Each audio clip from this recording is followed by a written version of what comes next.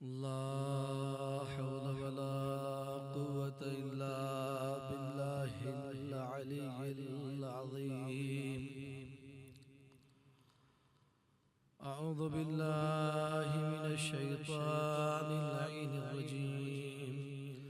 بسم الله الرحمن الرحيم. الحمد لله رب العالمين باعث الأنبياء والمرسلين وبارئ الخلائق أجمعين. عليه نتوكل وإليه ننيب، به نستعين وهو خير ناصر ومعين. الصلاة والسلام والتحية والإكرام على نبيه الكريم سيدنا ونبينا وحبيب قلوبنا مولانا أبي القاسم المصطفى محمد. اللهم صل على محمد وآل محمد وعلى أهل بيته الطيبين الطاهرين المعصومين الذين أذهب الله عنهم الرجس وطهرهم تطهيرا.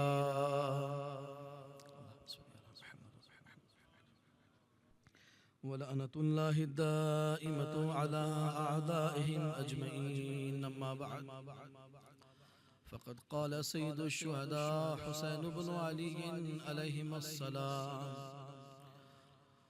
أني لم أخرج أشرا ولا بدرا ولا ظالما ولا مفسدا، إنما خرجت لطلب الإصلاح في أمة جدي، أريد أن أعمر بالمعروف وأنهى عن المنكر وأسير بسيرة جدي وأبي. صلوات پر محمد وآل محمد پہ.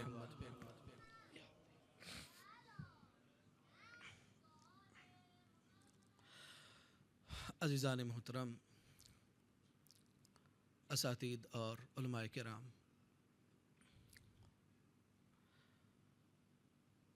گفتگو کا آغاز کرنے سے پہلے مجھے اس بات کا حکم دیا گیا ہے کہ میں دستبستہ آپ سے گزارش کروں کہ اگر ہو سکے تو ذرا سا قریب آ جائیں. یہ مجھے حکم دیا گیا ہے، وإلا یہ میری طرف سے کسی طرح کی کوئی وہ نہیں ہے. صلوات پڑھیں محمد وآل محمد پہ.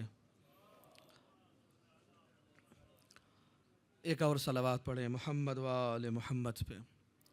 اللہم صلی اللہ.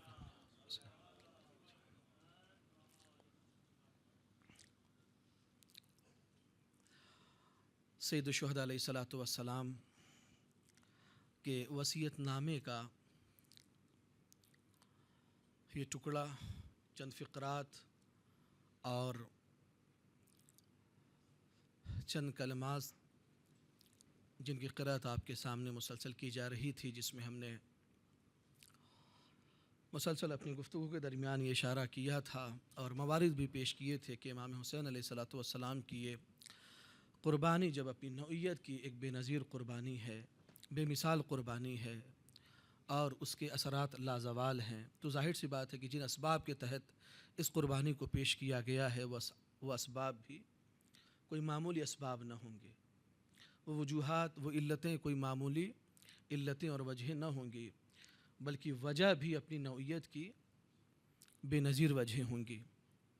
میں نے کہا تھا کہ اس کی وجہ یہ ہے کہ اگر یہ وجہیں، یہ اسباب قیام کربلا سے پہلے وجود میں آتے تو اس وقت کے جو رہنما تھے، جو اللہ کی جانب سے آئے ہوئے انبیاء و رسول تھے، خود ان کا وہ فریضہ تھا کہ اسی پیمانے پہ ان اسباب کو زائل کرنے کے لیے اتنی بڑی قربانی پیش کرتے ہیں. اسباب وجود میں نہیں آئے، لہٰذا اتنی بڑی قربانی پیش نہیں کی گئی. وجہ کیا تھی؟ وجہ اس کی یہ تھی کہ یہ دین جو دین محمدی ہے، یہ تمام ادیان گزشتہ کے لیے ناسخ کی حیثیت رکھتا ہے. اس کا ہر حکم ابدی حکم ہے. اس کا شریعت، یہ شریعت ایک لازوال شریعت ہے. اس کے بعد اب کوئی شریعت نہیں آنی ہے، کوئی دین کا نیا حکم نہیں آنا ہے. اگر یہ شریعت ہی تبدیل ہو جائے، یہ شریعت ہی ختم ہو جائے، تو پھر اس کا مطلب یہ ہے کہ جو ہدف خلقت ہے، انسان کی پیدائش اور انسان کی خلقت کا جو ہدف ہے وہ ختم ہو جائے گا۔ لہٰذا میں نے بیان کیا تھا کہ 35 ہجری تک نبی کریم کی زندگی کے گزرے ہوئے تقریباً 25 برس ہوئے ہیں۔ 35 ہجری تک دین کا کوئی رکن ایسا نہیں تھا جس میں تبدیلی نہیں ہوئی۔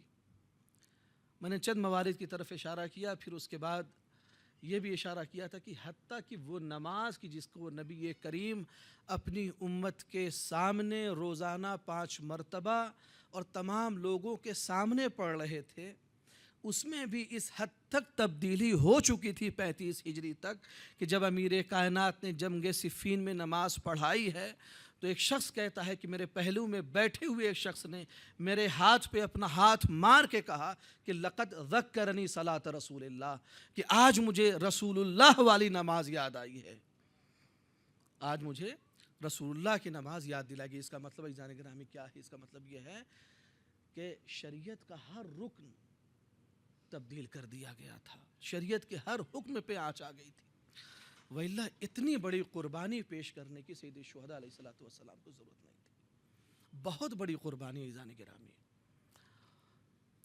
خاص طور پہ اہل حرم کا اسیر ہو جانا اور کربلا سے کوفہ، کوفے سے شام تک ان کا جانا،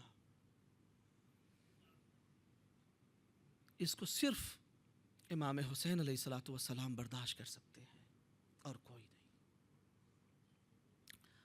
اور میں سمجھتا ہوں عزیزان گرامی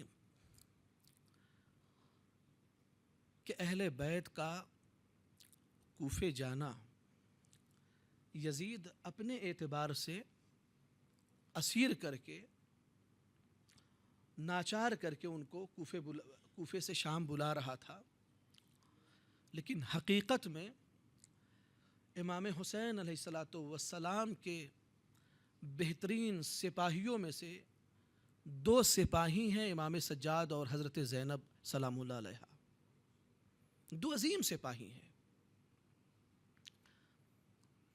امام حسین علیہ السلام کے بابا کی جب شہادت ہوئی، یعنی امیر کائنات کی جب شہادت ہوئی، تو دنیا یہ نہیں پہچان سکی یا نہیں پہچاننا چاہا کہ امام حسین علیہ السلام کے قاتل کون ہیں۔ بظاہر یہ دیکھا کہ یہ عبد الرحمن بن ملجم ہے اور اس نے مولا کائنات کو قتل کر دیا، شہید کر دیا۔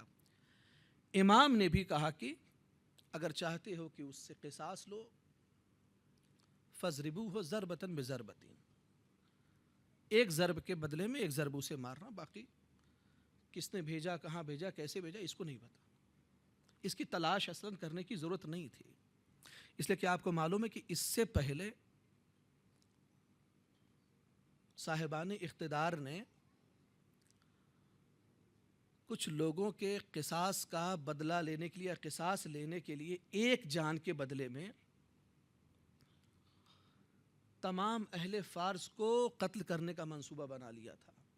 جب خلیفہ دوم کو قتل کیا گیا ابو لولو کے ذریعے سے، تو ان کے بیٹے نے کہا کہ آج کے بعد مدینے میں، خود ان کے زمانے میں بھی یہی حکم تھا کہ آج کے بعد مدینے میں کوئی اجمی دکھائی نہیں دے گا، اور خود خلیفہ سوم کے قتل کے بعد آپ نے دیکھا کہ 2 جنگیں امیر کائنات کو لڑنی پڑی ہے قصاص کی صورت میں۔ توجہ عزیزان گرامی، امیر المؤمنین علیہ السلام کی شہادت ہو گئی۔ مجرم کون ہے؟ مجرم ایک ہے، لیکن اس مجرم کے پیچھے ہاتھ کتنے ہیں یہ پوشیدہ ہو گئے، جتنے ملوث تھے وہ پوشیدہ ہو گئے۔ امام حسن علیہ السلام کی شہادت ہوئی زہر دغا سے، اس میں بھی ظاہراً ایک ہاتھ ظاہر ہوا، باقی کس نے زہر بھیجا تھا، کون اس میں شریک تھا، کس نے ورغلایا تھا، کس نے اس کو آمادہ کیا تھا، وہ دشمن، وہ قاتل بھی تاریخ کی نگاہوں سے اوجھل ہو گئے، وہ قاتل بھی تاریخ کی نگاہوں سے اوجھل ہو گئے۔ امام حسین علیہ السلام جب کربلا آئے تو امام حسین علیہ السلام کی قربانی کا ایک بہترین اثر یہ تھا کہ آپ نے اپنے بابا کے قاتلوں کو پہچانوایا. اس لیے کہ جب سید الشہداء علیہ الصلوۃ والسلام لشکر یزید کے مقابل میں آئے اور پوچھا کہ تم مجھے کیوں قتل کرتے ہو؟ کیا میں نے کسی حلال محمدی کو حلال کر دیا؟ کیا میں نے کسی حرام محمدی کو حرام کر دیا؟ تو لوگوں نے جواب دیا نہیں، حرام تو نہیں کیا، کسی حلال کو آپ نے حرام نہیں کیا، کسی حرام محمدی کو آپ نے حلال نہیں کیا. تو پھر قتل کس لیے کر رہے ہو مجھے؟ بتایا کہ بغضاً لأبیک، آپ کے بابا کے بغض میں. سید الشہداء نے بتا دیا کہ دیکھو یہ وہ ہاتھ ہے جو میرے بابا کی شہادت میں شریک تھے. تو جو بابا کی شہادت میں شریک تھے اس میں کربلا میں آ کے سید الشہداء علیہ الصلوۃ والسلام نے پہچانوایا. اور خطبہ دے کے امام سجاد علیہ الصلوۃ والسلام نے دربار شام میں، اور اس وقت کی ان درباریوں کی آنکھوں سے آنسو جاری ہو رہے تھے مظلومیت اہل بیت علیہم السلام کے سلسلے میں، امام سجاد علیہ الصلوۃ والسلام نے اپنے چچا امام حسن علیہ الصلوۃ والسلام کے قاتلوں کو شام کے دربار میں پہچانوایا. لہذا کربلا میں امام حسین نے اپنے بابا کے شہیدوں کو پہچانوایا، اور شام میں امام سجاد علیہ الصلوۃ والسلام اور زینب اولیاء مقام نے امام حسن علیہ الصلوۃ والسلام کے قاتلوں کو پہچانوایا. دونوں کا سلسلہ ایک ہی جگہ جا کے تمام ہوتا ہے. صلوات پڑھے محمد وآل محمد پہ.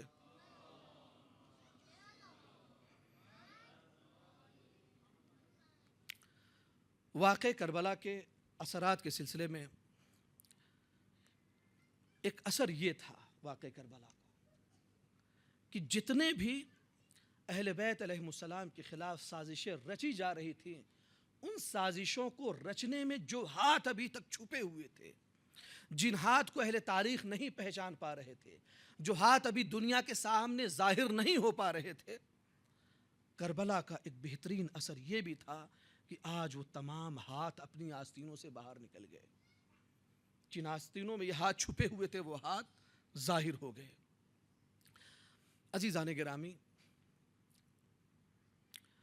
ہم جب کسی ایک مشن یا کسی ایک مقصد کو لے کر آگے بڑھتے ہیں، بہت توجہ چاہوں گا اس پہ، جب کسی مقصد کسی مشن کو لے کر آگے بڑھتے ہیں، کوئی خوبصورت مشن، کوئی ایک بہترین کوئی عمدہ مشن لے کے آگے بڑھتے ہیں، اور اس بہترین اور خوبصورت مشن کے مقابل میں ایک کوئی دوسری حزب اور پارٹی آ جائے، اور پھر اس کے بعد وہ مخالف پارٹی شدت کے ساتھ اس طرف جو مشن جاری ہے یا جاری ہونے والا ہے اس کی مخالفت کرے،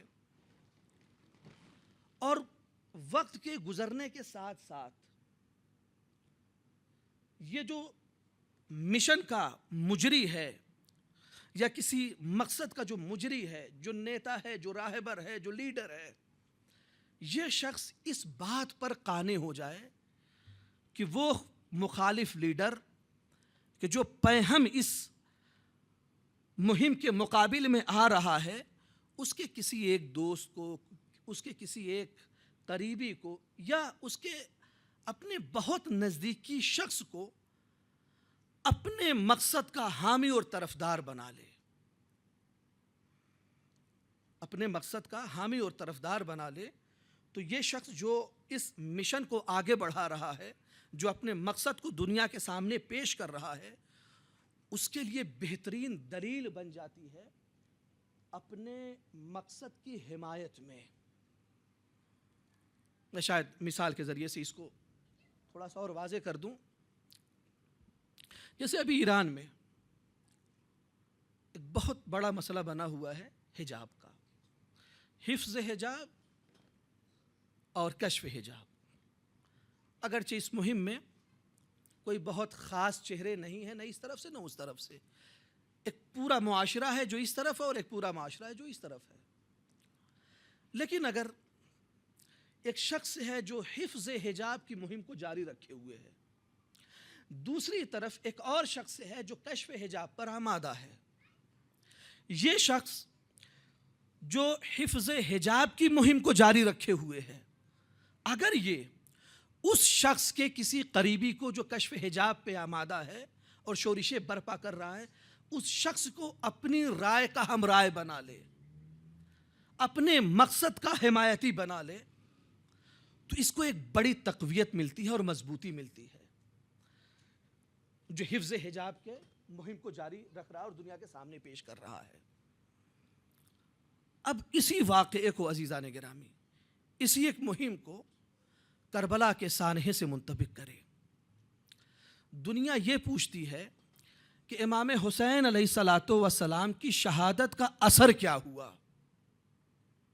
امام حسین علیہ الصلاۃ والسلام کی اتنی بڑی قربانیاں آپ نے دی، اپنے بچوں کا، اپنے اصحاب کا، اپنے انصار کا، اپنی اولاد کا نذرانہ، جانوں کی نذرانہ پیش کر دیا اور ان کی جانیں قربان کر دی۔ اس کا اثر کیا ہوا معاشرے پہ؟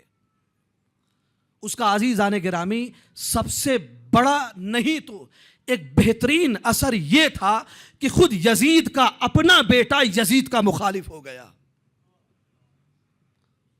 خود یزید کا اپنا بیٹا یزید کا مخالف ہو گیا۔ جب یزید کے بیٹے کو برسر اقتدار لایا جا رہا تھا، تخت پہ بٹھایا جا رہا تھا، تو اس نے جو سب سے پہلا خطبہ دیا ہے، اس کے کلمات کا مفہوم یہ ہے کہ میں اس تخت پر کیسے بیٹھ سکتا ہوں کہ جس کے پائے خون اہل بیت سے آلودہ ہوں، اور یہ کہہ کر ٹھوکر مار دی اور دنیا والوں کو بتا دیا کہ میں یزید کا بیٹا ہو کر جب اپنے باپ کی مخالفت کر رہا ہوں تو دنیا والوں تمہیں شرم آنی چاہیے وقت کے یزید کی حمایت کرتے ہوئے۔ دنیا والوں کو یہ پیغام پہنچا دیا۔ ایک مدت ہو گئی، کچھ قلم ایسے ہیں جو بڑی خاموشی کے ساتھ یزید کی طرفداری میں یا کم سے کم یزید کو بچانے کے لیے قلم اٹھا رہے ہیں۔ ہم یہ کہتے ہیں کہ آپ کہیں سے ثبوت مت تلاش کیجئے، آپ صرف یزید کے بیٹے کو دیکھیے اور اس کا کیا عمل ہے۔ وہ خود اپنے باپ کی مہم کا مخالف تھا اور وہ خود سمجھ رہا تھا کہ میرے باپ کا ہاتھ تھا۔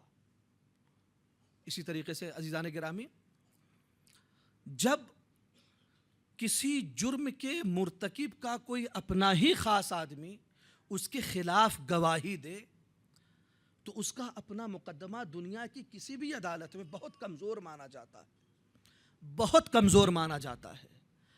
اگر ایک دشمن کے خلاف گواہی دے تو اس گواہی کو دنیا دیر سے قبول کرتی ہے اگر وہ ثبوت کے ساتھ اس کے جرم کی گواہی دے۔ جتنا قریب شخص اس مجرم کے جرم کی گواہی دے گا، اس کے جرم کے ثابت ہونے کا راستہ بھی ہموار ہوگا اور اس کا جرم بھی مضبوطی کے ساتھ پکڑ میں آ سکتا ہے۔ آپ اسی مہم کو دیکھیے کہ ایک طرف یزید دنیا کی عدالت میں کھڑا ہوا ہے، دوسری طرف کچھ مورخ ہیں جو یزید کی حمایت کر رہے ہیں، کچھ اہل قلم ہیں جو یزید کو بچانا چاہ رہے ہیں، لیکن گواہی دینے والا کوئی اور نہیں ہے، خود یزید کا اپنا بیٹا ہے، خود یزید کا اپنا بیٹا ہے۔ اب یہ بتائیے عزیزان گرامی کہ دنیا کا کوئی انسان یزید کو بچا سکتا ہے؟ کوئی بچا نہیں سکتا۔ یزید کا اپنا بیٹا گواہی دے رہا ہے اور اس کے بعد اس نے ٹھوکر ماری ہے اور پھر ایک حجرے میں اپنے آپ کو محبوس کر لیا اور اس کے بعد وہ دنیا سے رخصت ہو گیا۔ تاریخ کے یہ جملے ہیں، 1 مہینہ یا 3 مہینے تک اپنے آپ کو یزید کے بیٹے نے تخت کو ٹھوکر مار کر اپنے آپ کو ایک حجرے میں محبوس کر لیا۔ اب اس حجرے سے نکلا ہے تو یزید کے بیٹے کا جنازہ نکلا ہے، یعنی یزید کے بیٹے نے یزید کے تخت کو فقط ٹھوکر نہیں ماری ہے بلکہ ان تمام چہروں پر تماچا مارا ہے جو یزید کو بچانے کی کوشش کر رہے تھے، جو یزید کو بچانے کی کوشش کر رہے تھے۔ عزیزان گرامی، واقع کربلا کو آپ چھوڑیں، واقع کربلا کے بعد اگر آپ دیکھیں گے کہ واقع کربلا کا کیا اثر ہوا اور یزید نے اپنے چہرے پہ نقاب کیسی لگا رکھی تھی، بالکل دنیا کے سامنے واضح ہے۔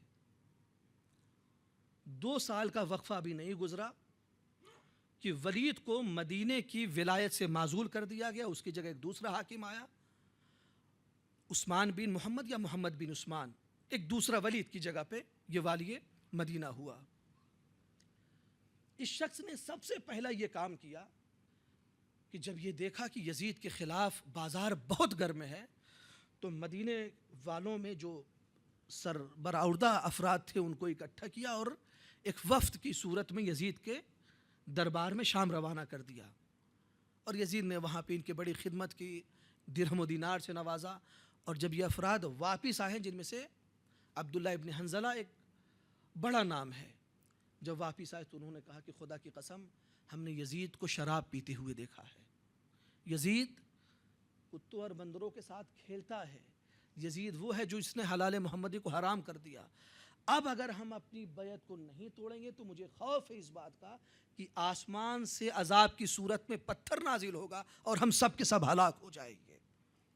کتنے سال کے بعد؟ 2 سال کے بعد ان کو پتہ چلا، 2 سال کے بعد ان کو اس بات کا پتہ چلا کہ یزید شارب الخمر ہے، یزید لاعب بالکلاب ہے، یزید معلن بالفسق ہے. سید الشہداء علیہ الصلوۃ والسلام کی نظر 2 سال پہلے یزید کے ان تمام کردار تک پہنچی تھی. اب آپ سمجھ لیں کہ عوام اور امام کا کیا فرق ہوتا ہے. جہاں عوام 2 برس کے بعد پہنچتی ہے اس منزل پر امام 2 برس پہلے ہوتا ہے. جہاں عوام اپنی تمام جد و جہد کے باوجود 2 سال کے بعد کسی نتیجے پہ پہنچتی ہے، امام اس نتیجے پر 2 سال پہلے پہنچتا ہے. امام معصوم، امام نے اسی وقت جب یزید نے ولید نے بیعت کا مطالبہ کیا تھا تو امام نے فرمایا تھا کہ ہم اہل بیت نبوت ہیں، ہم اہل بیت رسالت ہیں، تو ہمیں جانو. ہم یزید کی کیسے بیعت کر سکتے ہیں؟ وہ معلن بالفسق ہے، اور جتنی صفات ابھی ہم نے بیان کی اس میں بیان کیا. پھر اس کے بعد فرمایا کہ مثلی لا یبایع مثلا، مجھ جیسا یزید جیسے کی بیعت نہیں کر سکتا. اور جب یہ واپس وفد آیا تو انہوں نے یزید کی بیعت توڑ دی. مسلم بن عقبہ روانہ ہوا اور آنے کے بعد اس نے 3 دن مدینے والوں کو مہلت دی اور 3 دن کے بعد مدینے کو حلال کر دیا. 2 چھوٹے چھوٹے واقعات میں آپ کی خدمت میں عرض کر دوں، اس کے بعد گفتگو تمام، اور آپ کو ایک نتیجے تک لے جانے کی کوشش کر رہا ہوں اس واقعے کے ذریعے سے. پہلے ہم یہ سمجھیں کہ واقعہ کربلا میں کیسے ظالم اور سفاک سپاہی تھے. ہم جو مصیبتیں بیان کرتے ہیں بسا اوقات یہ سوچتے ہیں کہ شاید اتنا ظلم نہ کیا ہوگا،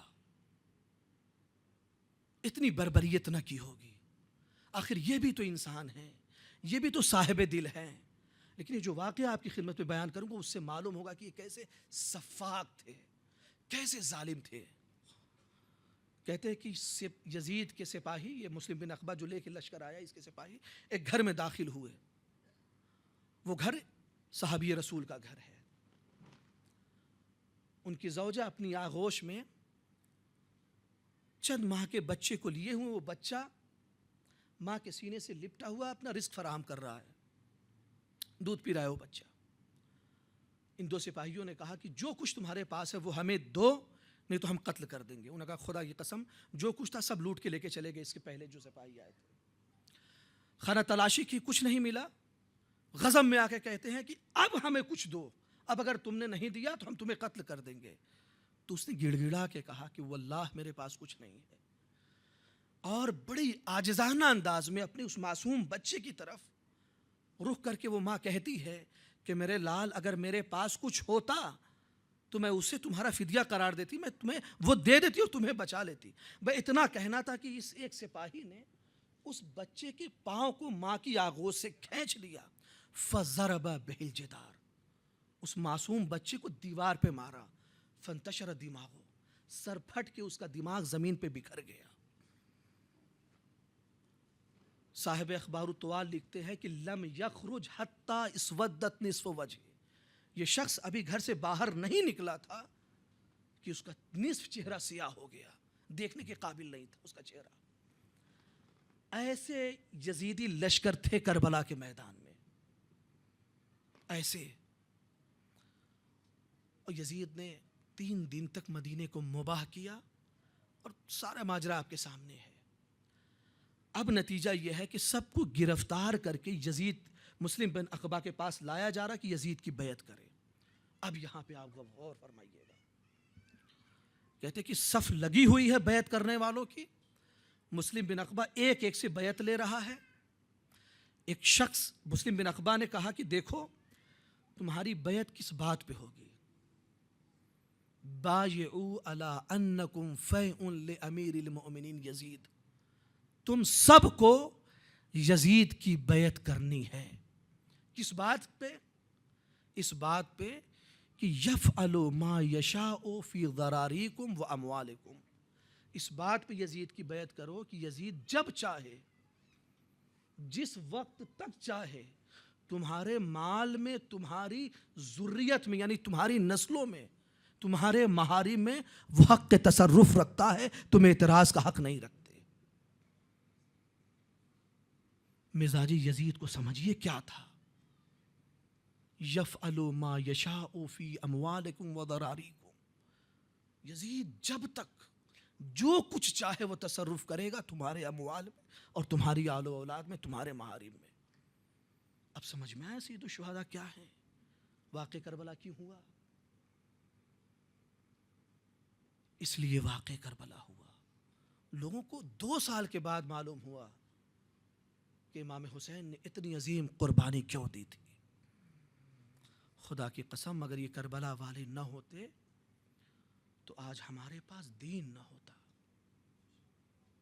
دین نہ ہوتا آج ہمارے پاس۔ یہ سرہائے شہداء جو نو کے نیزوں پہ بلند ہے، یہ چراغ ہائے شریعت ہے، یہ منار ہائے شریعت ہے، یہ چراغ روشن ہوئے تو دین محمدی میں نور آیا ہے، روشنی آئی ہے۔ اور عزیزان گرامی کیسی کیسی مصیبتیں برداشت کی ہے، کیسی کیسی مصیبتیں برداشت کی ارباب اعضاء۔ اہل حرم کو شہید کر دیا گیا، خیام جلا دیے گئے ارباب اعضاء۔ بیبیاں اس خیمے سے اس خیمے میں جا رہی ہیں۔ حمید ابن مسلم کہتا ہے کہ میں نے دیکھا کہ ایک بیوی ایک جلتے ہوئے خیمے میں کبھی جا رہی ہے، کبھی باہر آ رہی ہے۔ میں گھبرا کے یہ منظر دیکھ رہا تھا کہ یہ بیوی آخر اس کا کون سا قیمتی اثاثہ وہاں چھوٹ گیا ہے جس کو لینے کے لیے وہ کبھی خیمے میں جا رہی ہے، جب خیمے کے شعلے بھڑکنے لگتے ہیں تو وہ باہر آ رہی ہے۔ کہا کہ میں نے تھوڑی دیر کے بعد اس بیوی کی پشت پہ ایک چادر تھی، کہا میں نے قریب جا کے دیکھا تو وہ ایک چادر نہ تھی، اس چادر میں لپٹا ہوا ایک بیمار شخص تھا۔ ایک بیمار، کون؟ عابد بیمار۔ شاید جب عابد بیمار کو بہن نے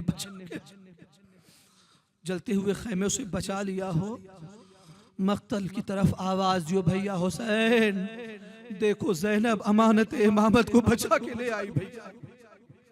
ہاں ارباب اعضاء، خدا آپ کو کسی غم میں نہ رلائے سوائے غم آل محمد کے۔ ارباب اعضاء اہل مقتل لکھتے ہیں کہ جب جنگ تمام ہو گئی، خیمے جلا دیے چکے، اب تمام سپاہی اپنے گھوڑوں کی زینوں کو کس رہے ہیں، جنگ تمام ہو چکی ہے۔ پسر سعد کا حکم ہوا کہ راہواروں، گھوڑ سواروں، اپنے گھوڑوں کی زینوں کو ابھی کسنا نہیں۔ کیوں؟ اس لیے کہ ابھی فرزندان رسول کو پامال کرنا، شہدائے کربلا کی لاشوں کو پامال کرنا، یہ حکم ہوا۔ فوج اشیاء بگڑ گئی۔ اے پسر سعد تو یہ کیا کہتا ہے؟ کیا فرزندان رسول کو پامال کیا جائے گا؟ عرب کا یہ دستور تو نہیں ہے، عرب کا یہ دستور نہیں ہے کسی کو قتل کرنے کے بعد اس کی لاش کے ساتھ ایسی بے حرمتی کی جائے۔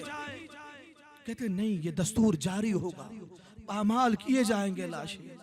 ارباب مقاتل لکھتے ہیں کہ جو جس قبیلے سے جس شہید کا تعلق تھا، دور سے بھی اگر کوئی رشتہ تھا، کوئی آشنائی تھی، ہر لشکر کا آدمی اپنے قریبی رشتہ دار کے جنازے کو دور لے کے چلا گیا۔ قبیلہ حبیب آیا، بنی اسد، وہ اس لاش حبیب کو لے کے چلا گیا۔ جس قبیلے کا تعلق زہیر بن قین سے تھا، زہیر بن قین کو لے کے چلے گئے۔ جس قبیلے سے تعلق حر بن یزید رائحیر کا تھا، وہ حر کو لے کے چلے گئے۔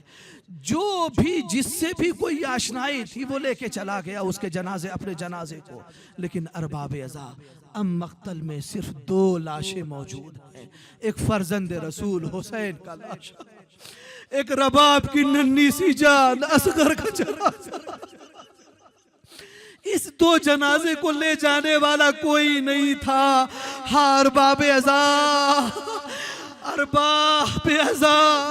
رباب کی چھوٹی سی اس ننھی سی جان کو سینہ اصغر پہ سینہ حسین پہ رکھا.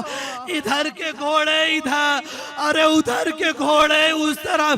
ارے لاش ایسی پامال ہو گئی کہ جب بہن زینب 11 محرم کو اپنے بھائی کی میت سے گزرے خود کو پشتے شتور سے گرا دیا. بھائی کے جنازے کے قریب ہاتھوں کو بھائی کے جنازے کے نیچے رکھا اور آواز دی، اے لاشے بیت نہ بتا دے کیا تو میرا بھائی ہے؟ اے زینب ہاں میں تمہارا بھائی ہوں. گھوڑوں کی ٹاپوں نے ارے ایسا لاشا پامال کیا، بھائی کا لاشا زینب پہچان نہ سکی. اے رسول اللہ، اے نانا صلی علیکہ ملک السما، اے نانا آپ پر تو فرشتوں نے نماز جنازہ پڑھی. وہاں داخل حسین مرمل و بالدماء مقطع الاعضاء، یہ میرا بھیا حسین ہے، اپنے خون میں غلطہ ہے، بدن کے ٹکڑے ٹکڑے. اے نانا حسین اتنا غریب ہے کہ میں حسین کو کفن بھی نہیں دے سکتا. اے میری پھوپھی اماں